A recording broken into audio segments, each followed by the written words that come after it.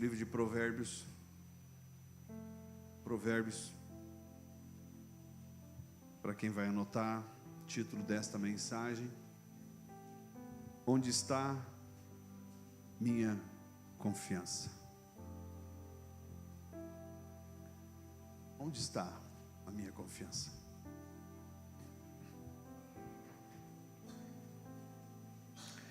Provérbios capítulo 3, versos 5, 6, 7 e 8.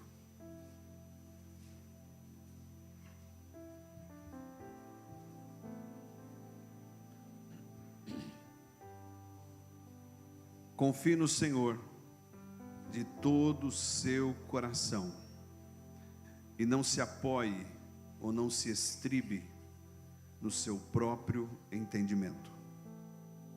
Reconheça o Senhor em todos os seus caminhos e Ele endireitará as suas veredas.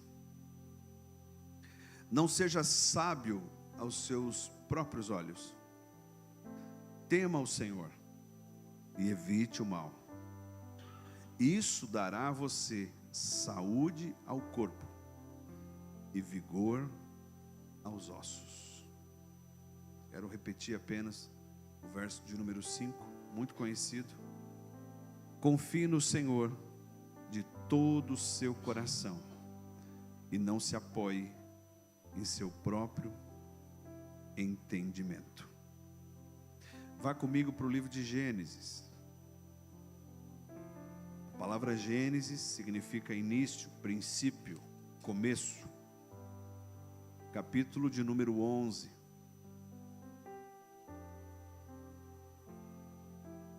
Se você talvez não tenha o hábito de trazer a sua Bíblia, eu incentivo você. Se você não tem uma Bíblia e não consegue comprar, nos procure, nós vamos comprar uma Bíblia para você. Mas é importante que você tenha a sua Bíblia, tenha lá o seu marca-texto e tenha o hábito de acompanhar e ler a palavra todos os dias. Gênesis capítulo 11, versos 2, 3 e 4. Saindo os homens do Oriente, encontraram uma planície em Sinear, e ali se fixaram.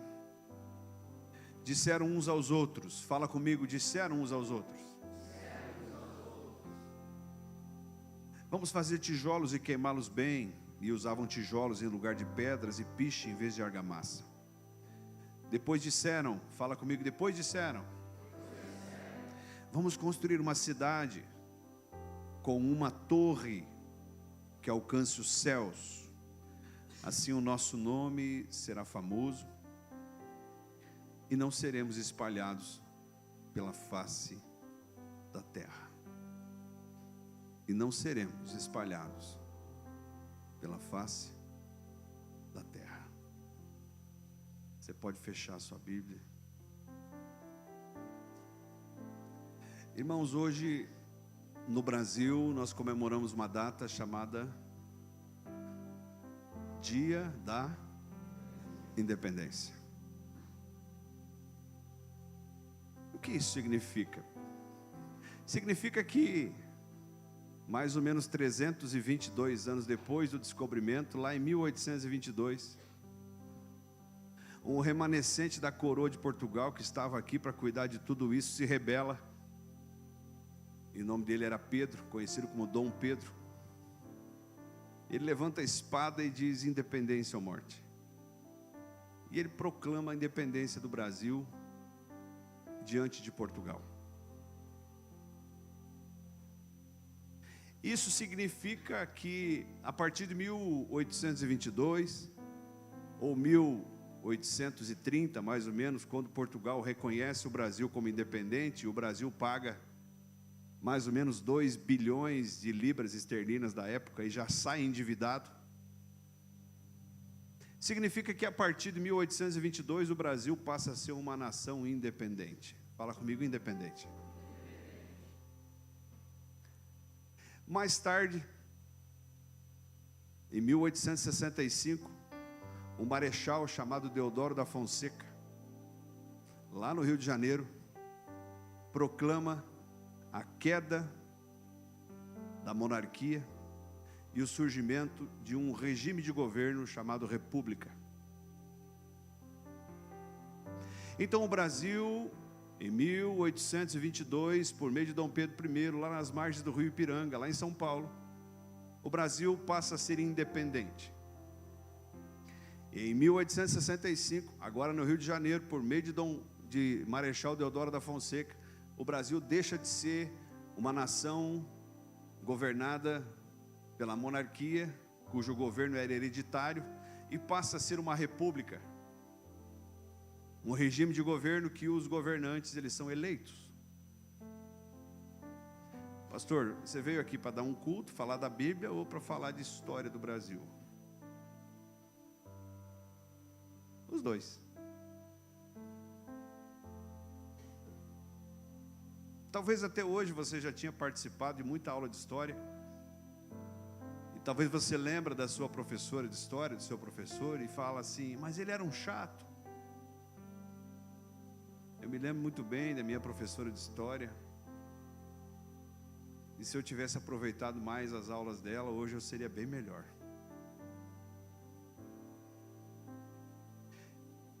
Irmãos, o homem, a partir da queda, a partir do momento em que o homem toma a decisão de pecar, o homem permite que nasça em seu coração um espírito, chamado espírito de independência. Quando Deus cria o homem, observe esta palavra, quando Deus cria o homem do pó da terra, sopra em suas narinas, e ele passa a ser alma vivente, e Deus o coloca num lugar que não faltava nada. Deus dá uma mensagem, irmão Marcelo, Deus envia uma mensagem ao homem dizendo, eu não quero que você seja independente de mim. Eu quero que você, em toda a sua vida, dependa de mim. Mas quando a Bíblia diz que havia uma fruta, havia um fruto na árvore do conhecimento do bem e do mal, e aquela fruta ela era atraente aos olhos e ao paladar, mesmo sabendo que o Senhor havia proibido Adão e Eva de comer daquela fruta, mesmo sabendo que nada lhes faltava, quando o homem peca, o homem diz, não, eu não quero ser dependente de ti, eu quero ter a minha independência, eu quero tomar as minhas decisões, eu quero pensar do meu jeito, eu quero caminhar do meu jeito, eu quero experimentar aquilo que eu quero dizer que aquilo é gostoso e eu vou provar, eu quero dizer que eu quero ir por aquele caminho, eu quero dizer que se eu quiser ir para lá eu vou, porque eu não quero ser dependente, eu quero ser independente.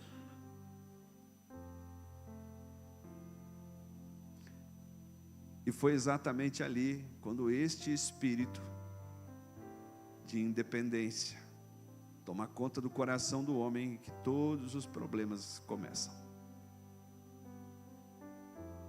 E você lembra da sequência da história.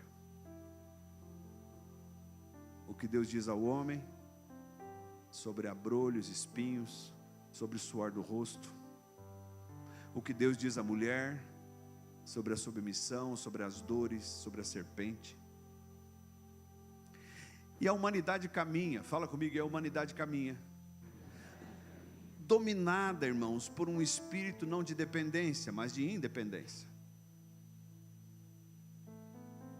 Então o mesmo espírito que às vezes eu tenho, e todos aqui já foram adolescentes, quando lá em casa passou a fase de adolescência da Maju, não vou olhar para ela, quando passou a fase de adolescência da Maju, entrou a fase da adolescência da Rebeca. E o adolescente, irmãos, a gente sabe, o adolescente ele acha que ele sabe tudo. Sim ou não? Ele sabe tudo, ele consegue tudo, a gente não pode falar nada. E é uma fase. De repente ele vai crescendo, de repente ele cresce, de repente ele casa. Daí depois que ele casa, ele olha e fala: mas não dá para voltar um pouquinho? Não dá para comer a comidinha da mãe? Não dá para pedir um pix para o pai? Aí não dá mais, porque eu já me tornei o quê? Independente. Com Deus é assim também. Então esses dois textos, eu quero navegar um pouquinho, refletir contigo sobre esses dois textos. Esse texto diz que os homens, eles partiram da onde? Do Oriente. A Bíblia diz que o rio Tigre, Eufrates, ali, a localização do Jardim do Éden é no Oriente. Então, quando Deus cria o homem, depois, o que acontece com o homem a partir do dilúvio, Deus dá a mesma ordem para Adão e a mesma ordem para Noé. A ordem era: encham a terra, multipliquem-se, povoem. Não foi isso? A Bíblia diz que o homem sai do Oriente e ele encontra o quê? Vocês acabaram de ler. Gênesis 11, 2. O que eles encontram? Eles não encontram um lugar acidentado. O que eles encontram? Uma planície. Aí chega lá, Marcelo, uma planície. Que é gostoso. Está tudo bem. Eu não tenho que fazer muita força. Vamos ficar por aqui. Aquele espírito de independência lá do Éden toma conta do homem. E o homem ali diz: vamos construir uma cidade. E junto com a cidade, o que mais eles queriam construir? Uma torre. E qual era o objetivo da torre? Chegar aonde? Eu não preciso de Deus para ir para o céu. Eu posso fazer com o meu braço. Eu dou um jeito. Fala comigo, eu dou um jeito. Você fala isso todo dia. Eu dou um jeito. E toda vez que a gente fala eu dou um jeito, eu dou um jeito, eu dou um jeito, eu dou um jeito, nós estamos nos estribando no nosso próprio entendimento e esquecendo que nós não podemos ser independentes. Nós temos que ser dependentes. E aí o homem, ele quer construir uma torre, porque lá no coração dele, ele olha para Deus e ele diz: Senhor, eu vou ter que ficar sendo dependente de Ti pro resto da vida? Não, eu quero resolver esse problema, eu quero chegar no céu. Eu quero chegar no céu.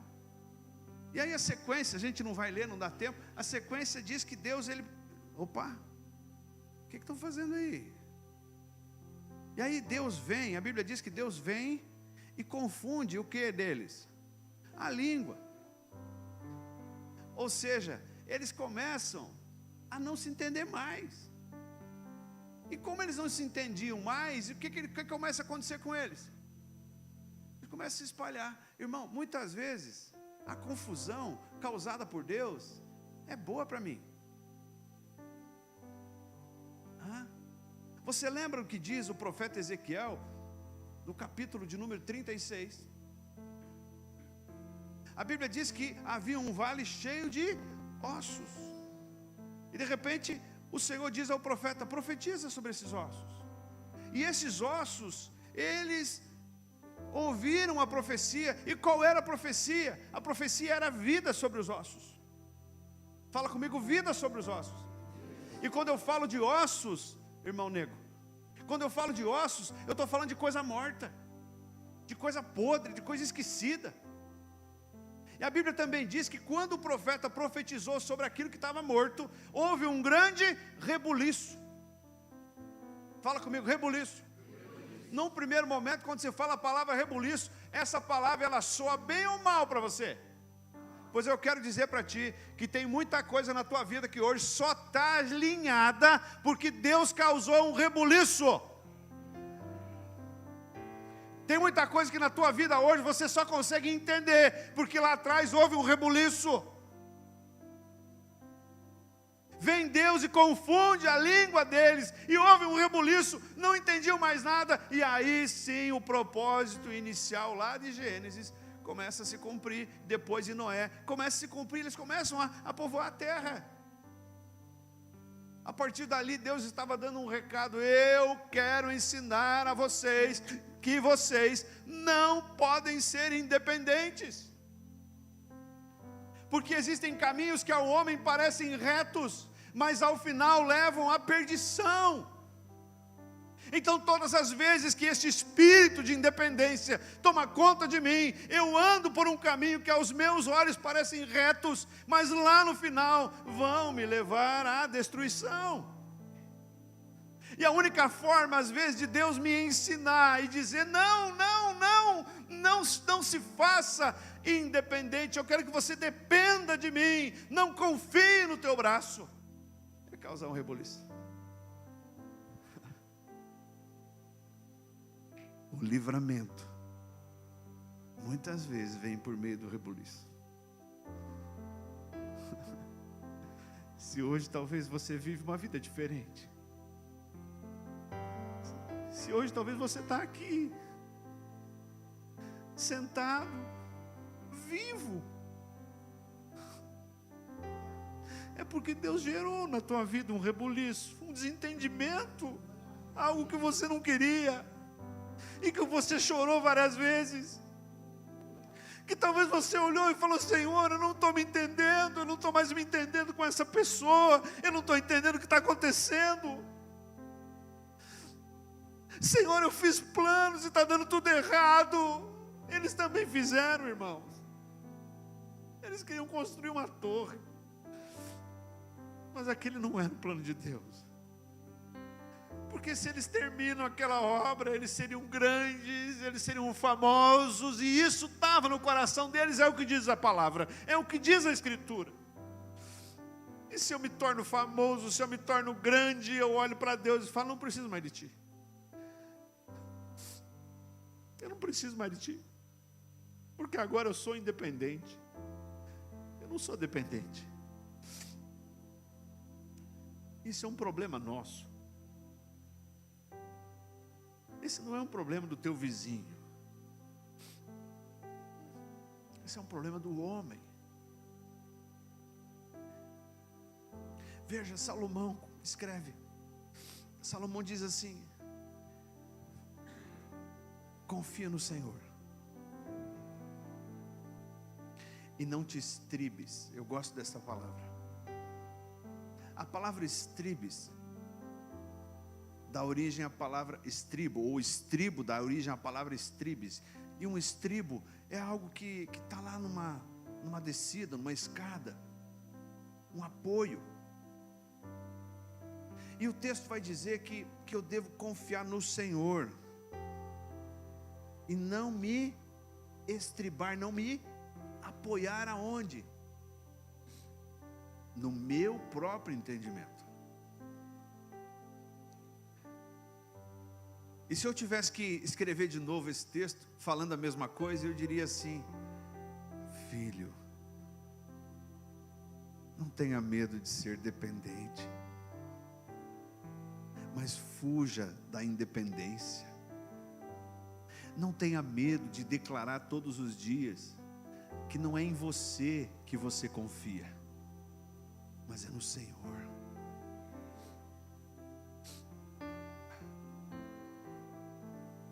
Eu sei que muitos aqui não vão concordar com o que eu vou falar agora, mas tem uma moda que surgiu há alguns anos, que contamina a palavra. E essa semana minha esposa me mostrou um livro, eu quero comprar esse livro, chama A Paz do Diabo.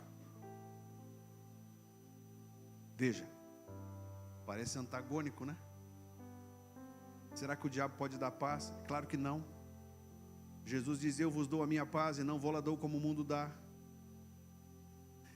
Mas existem circunstâncias da nossa vida que a paz parece vir de Deus e na verdade vem do diabo. E o diabo muitas vezes usa técnicas, moda, e uma delas é o famoso coaching. Com todo respeito, E se tem alguém que sabe que está falando sobre isso, sou eu. Não sou ignorante no assunto. O coaching é uma ferramenta poderosa de desenvolvimento pessoal, descobrimento de novos talentos. Muitos negócios ao mundo afora surgiram a partir de técnicas ligadas ao coaching. Mas quando nós vamos para a palavra, nós não conseguimos fazer com que esta metodologia caminhe de maneira unânime à luz da Bíblia. Porque quando eu vou olhar para a metodologia coaching, eu vou dizer mais ou menos aquela velha frase da propaganda da Barbie. Quem teve menina em casa e comprou Barbie, ouviu Barbie no YouTube, na televisão. Depois que termina a musiquinha da Barbie, o programa da Barbie, vem aquela frase, o slogan: você pode ser tudo o que quiser. Lembra disso? Você pode ser tudo o que quiser. Eu digo para você e eu, nós, filhos de Deus, lavados e regenerados no sangue de Jesus, nascidos de novo e crentes que um dia Ele vai voltar e estaremos no céu, eu e você não podemos ser tudo o que queremos. E o texto segue, o texto de Provérbios segue, dizendo: reconheça o Senhor em todos os seus caminhos, e Ele endireitará as suas veredas. Veja, quando eu estou caminhando, e essa palavra caminho fala de vida, fala de fluxo, fala de projeto, fala de anseio. Veja, há uma promessa e uma advertência no mesmo versículo. A advertência é: eu não posso caminhar sem reconhecer que este caminho está sendo guiado e trilhado pelo Senhor. É uma advertência. Por que é uma advertência? Porque quando eu tento caminhar, quando eu tento fazer com que o meu caminho ele seja trilhado sem que o Senhor seja reconhecido, vem a falta da promessa da parte B: e Ele endireitará as suas veredas. A palavra endireitar significa que talvez, se eu caminhar por um caminho sem reconhecer o Senhor nesse caminho, eu vou encontrar caminhos tortuosos e não caminhos retos. Eu vou encontrar problemas, eu vou encontrar dificuldades. O verso 7 diz: não seja sábio aos seus próprios olhos, tema o Senhor e evite o mal.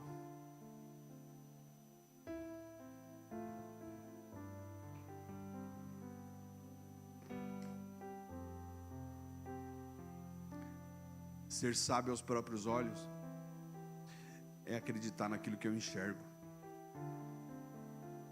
é naquilo que os meus olhos enxergam, que a minha mente discerne.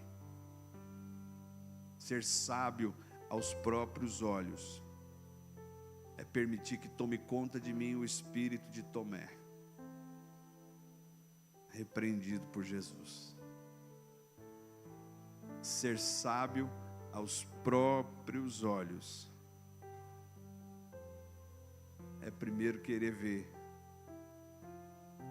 para depois crer. Não é isso que o Senhor me ensina. Você veio aqui nesta noite para dizer, para ouvir e para aprender que aquele que é sábio aos próprios olhos, ele está perto do mal e não do bem. Pastor, então quer dizer que você está dizendo que todo aquilo que eu acho, que eu penso, que eu acho em termos de caminho, tudo aquilo que eu vejo com os meus próprios olhos é ruim? Talvez não. Mas nós temos uma tendência muito forte a querer dominar as coisas. nós temos uma tendência muito forte a sermos independentes e não dependentes. Isso significa que, muitas vezes, quando eu não percebo, eu chamei o Senhor, eu consagrei o Senhor, eu quero que o Senhor, Ele guie os meus caminhos, eu quero que o Senhor me ajude a tomar as decisões, mas quando eu menos percebo, eu estou tomando decisões com base naquilo que eu estou enxergando com os meus olhos físicos, e não com os olhos da fé. Sabe do que eu esqueço? Que Deus escolhe as coisas loucas do mundo para confundir as sábias. O livro de Isaías, irmã Deise, diz que não víamos dele formosura alguma. Ele foi tido como alguém que nem nome tinha. Quando Jesus começa a fazer os milagres, quando Jesus começa a ensinar, sabe o que falaram dele? Não é este o filho de José?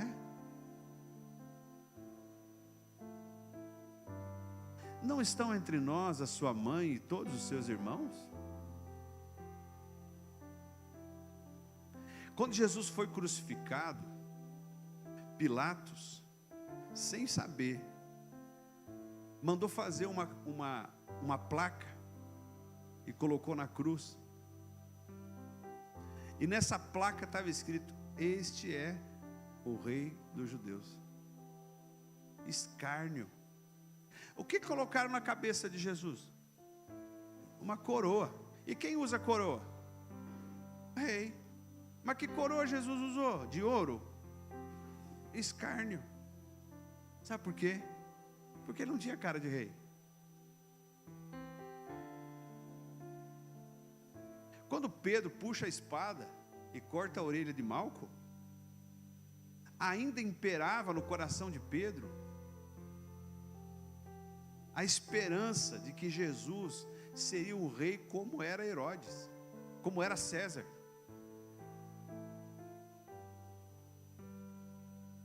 Pedro ainda não havia aprendido que ele escolhe as coisas loucas desse mundo para confundir as sábias.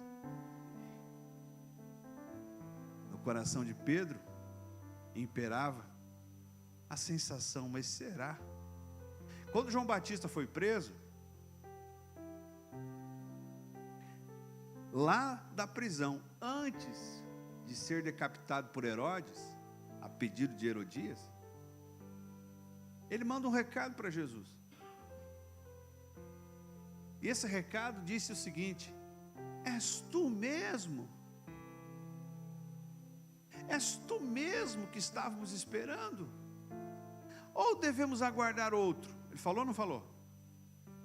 E se alguém que primeiro olha para Jesus e fala assim: eis o Cordeiro de Deus que tira o pecado do mundo, falou ou não falou? Aí depois ele está lá preso, ele manda um recado: és tu mesmo? O que dominava no coração de João Batista? Fala comigo: dúvida. Porque Jesus não tinha cara de rei.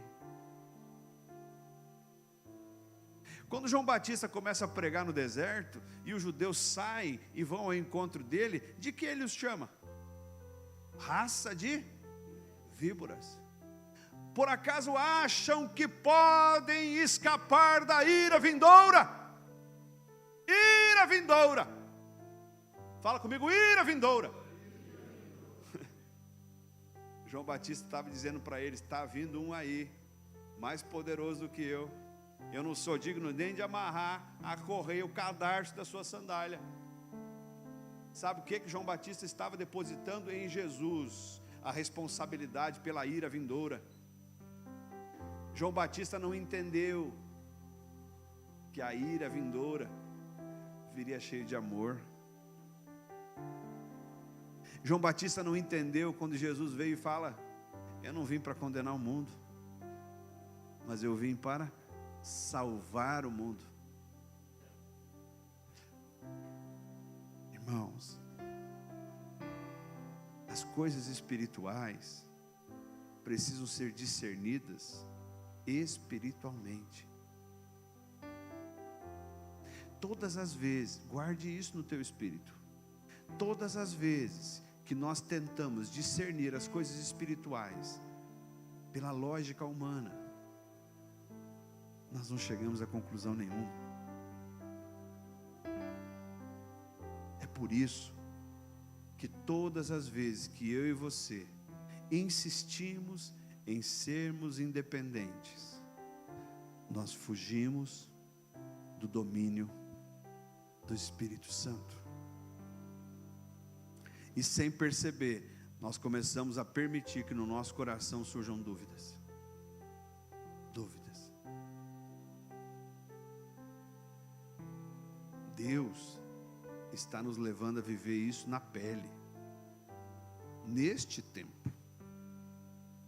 Em 2 meses, nós pretendemos inaugurar aquela que será, em nome de Jesus, uma das igrejas que mais vai alcançar vidas aqui nesta região.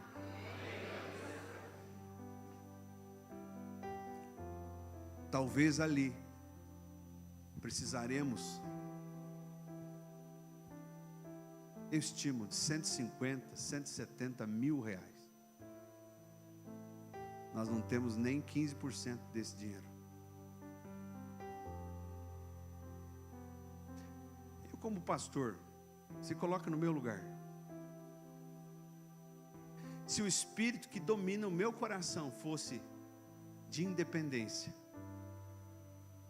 eu aceitaria esse desafio? Vamos viver isso junto. Vamos deixar de confiar na nossa mão. Vamos deixar de confiar no nosso braço.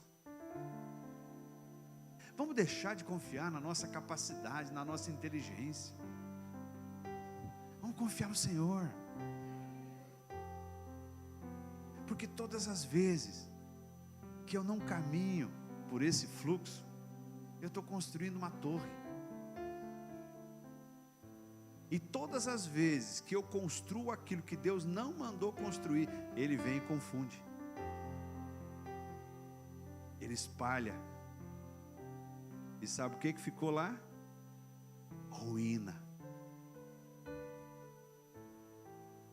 O projeto de Deus para a minha vida e para a tua vida não é que os nossos planos virem ruínas, mas é que os nossos planos sejam bem-sucedidos. Por isso consagre ao Senhor as suas veredas, os seus caminhos. Você entende o que Deus quer te ensinar hoje? Você entende essa palavra? Antes da gente orar, Deus me fala claramente. Quando eu cheguei aqui, disse para minha esposa, eu tive que mudar de novo a palavra. Pela 3ª vez hoje. E Deus me falou claramente quando eu entrei aqui, o pessoal da banda estava ensaiando. Tem gente aqui hoje que entendeu claramente aquilo que Deus já fez, o rebuliço que já existiu, mas ainda não entendeu que deve soltar o estribo do próprio entendimento e deve passar a confiar nele. E Deus está te ensinando isso hoje. Deus está dizendo para mim e para você, é tempo de sermos declaradamente dependentes dEle. Não tenha medo de começar de novo, e hoje é dia de começar de novo. Não tenha medo de levantar a sua mão e dizer, espera aí, eu preciso orar primeiro. Não é feio. Não tenha medo de dizer, espera aí, eu vou pedir ao Senhor, porque eu estava lá no culto e eu ouvi a palavra e eu entendi que quando eu tomo decisões sem declarar que é Ele do qual eu dependo, eu posso estar caminhando por um terreno que vai me causar problema. Quer ver? Para encerrar, o verso 8 de Provérbios 3 traz uma promessa. Fala comigo, promessa. Sabe que promessa que ele traz? Saúde ao corpo e vigor aos ossos.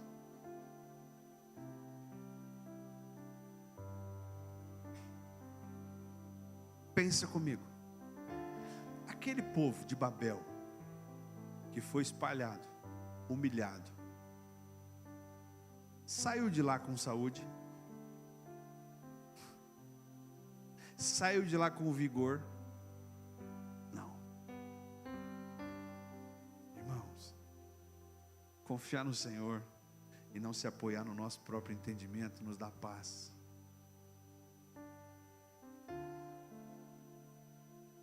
E a paz é o maior de todos os combustíveis para a saúde.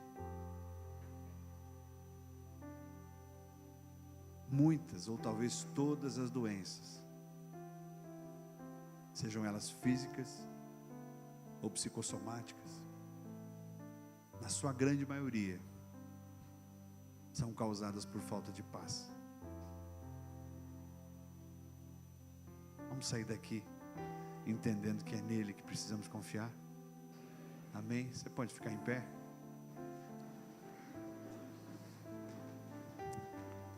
Aleluia.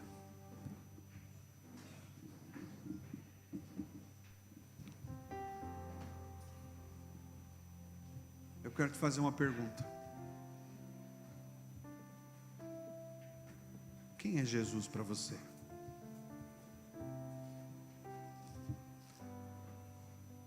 Quando eu era pequeno, eu era criança, eu ia na missa. Eu falo isso com todo respeito.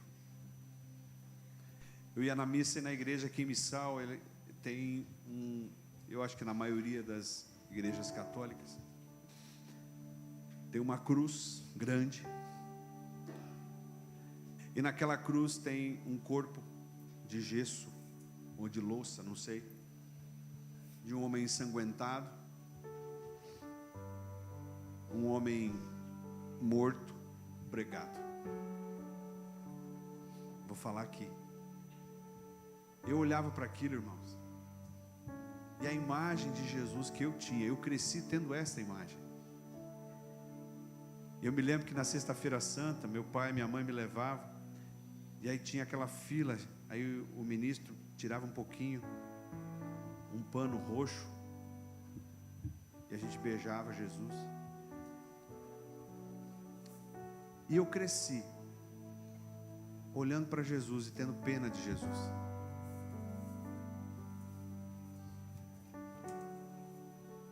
Eu cresci olhando para Jesus e no meu coração aquela imagem não me causava fé.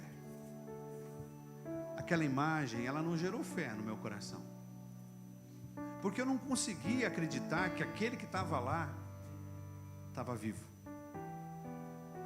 Porque toda vez que eu ia na missa, eu olhava e eu via aquele crucifixo, aquele homem. Jesus não é aquele. Jesus não está lá.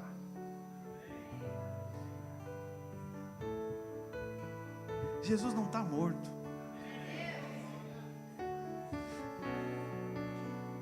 Ele está vivo.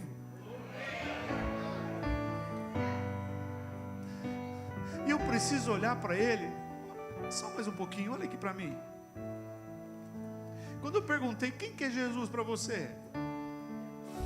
Irmãos, tem uma coisa, tem uma palavra que nunca eu devo esquecer.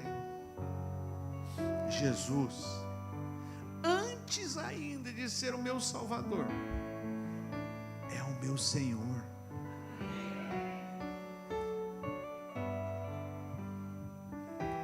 E se Ele é o meu Senhor, significa que Ele tem poder, Ele tem senhorio sobre a minha vida.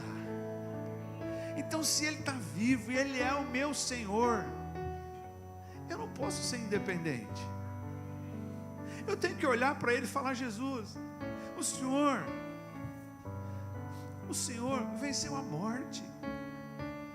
O Senhor Jesus, o meu Senhor, o meu Jesus, o meu amigo Jesus, Ele é o alfa, o ômega, o começo e o fim. Não há outro nome sobre o nome de Jesus. Todas as coisas foram feitas por intermédio dEle, e sem Ele, nada do que existe foi feito e se fez.